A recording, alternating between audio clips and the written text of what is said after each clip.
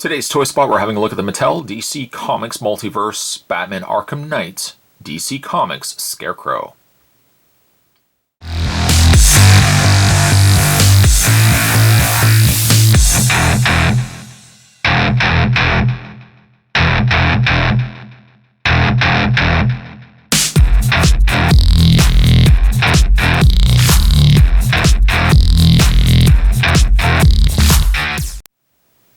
Yes, I think that they probably can't use Scarecrow, and that's why they've added DC Comics. That's usually what they do. They do that also with Transformers. They add Autobot or Decepticon if they can't use a regular name. Scarecrow coming to us from Arkham Knight, a very disfigured, scary-looking version of Scarecrow, complete with gas fear toxins there as well. He's a good-looking figure, and actually, coincidentally enough, he's the only figure that is in local retail, like as of right now. It's the only figure that is in local Canadian retail. All the other figures I ended up having to pick up through eBay.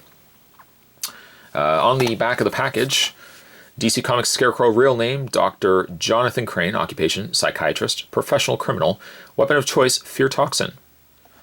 DC Comics Multiverse figures are inspired by comic-based rich character-rich entertainment sources, such as movies and video games. These figures are meticulously designed to be truly authentic, celebrating the many universes of entertaining DC Comics material.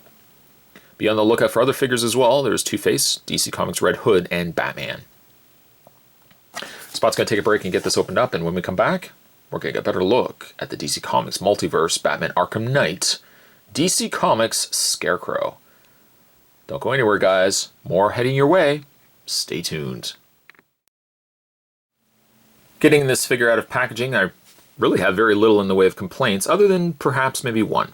I like the sculpt. The sculpt's very nice on him. I like the long cloak that they've given him, but I feel like the only shortcoming to this figure is probably the only shortcoming I would have with these figures, and maybe it's a little bit of a lack of paint. He's got an amazing sculpt on the face, very gruesome, scary looking mask there. But it's only sculpted. It's not painted. If they had gone in with just a darker wash, at least around the mouth area, some of those details could have come out. But it's not. It's just, from a distance, it's only until you start looking at it up close, but from a distance, it doesn't really have a lot of detail to it. It's really only when you start looking closer, okay, I can see the lines, I can see the little stitching of his mask, but that really could have been painted in. The toxins also, this whole setup around his chest area is all just painted in silver. There's no extra paint or anything like that. This figure I would probably go in myself and probably just touch up, which I might end up doing. The rest of the figure works. I really like it. Nice skinny limbs. He has skinny legs. But the draw for me, though, I love this little cloak that they've given him. He's very, very coolly sculpted. Just kind of wish he had more paint.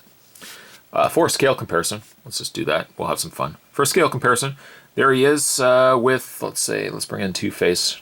Before I had a look at Two-Face. Really like that figure. There we go. And let's bring in also the Joker. There he is. They're all really roughly about the same height. Oh, and also for fun, let's bring in Batman. Which apparently knocked out Scarecrow. I don't know how that happened, but there they are right there. Display stands, please. Mattel, give me, come on. Display stands would be nice. He also has no other accessories either. He's got this little claw injector thing on his hand.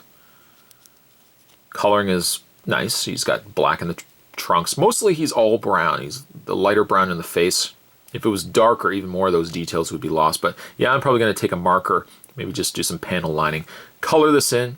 Just take like a Q-tip, a little cotton swab, and just kind of wipe it off before it dries. Great way to do some panel lining on a figure. I don't do it really on a lot of figures, but Scarecrow here I might make the exception. For your articulation, by the way, Scarecrow's head moves very easily. You would kind of feel like this would be all one sculpted piece, but luckily it does turn very easily. Shoulders on ball hinge joints. They rotate all the way around and out. He has a single bend at the elbow, rotation in the wrists. Also, too, he's got a swivel at the waist. It's kind of an old school way that they've articulated this, as opposed to attaching the cloak to the top. They've attached it to his waist. So you can swivel it, but swivel it too far and it looks disjointed. Like this part doesn't look like it's part of this part. As for his legs go forward, back, out. Not hindered, not restricted by this cloak. He has a swivel right above the knee, very similar to Harlequin. The swivel's not up here where I was expecting, but instead closer to the knee. A bend at the knee, and once again, no articulation in the foot. This figure could be very close to being one of my favorites from this line so far. It really needs some paint. Here especially. This I could kind of just leave. Here though, kind of wish, yeah, I'm probably gonna, again, as mentioned, take a little bit of a marker, color that in, wipe off the excess, and fill in all those little crevices. Once I do that, this is gonna be a great figure. It's still a great figure, just really needed some extra paint. Scarecrow, I'm gonna give him an 8.5. Today's toy spot we were looking at are Mattel, the Mattel DC Comics Multiverse Batman Arkham Knight, the Scarecrow. Oh, excuse me, DC Comics Scarecrow. Stay tuned, guys. Spot's going to have more videos heading your way. Thanks for watching as you always do. See you next time.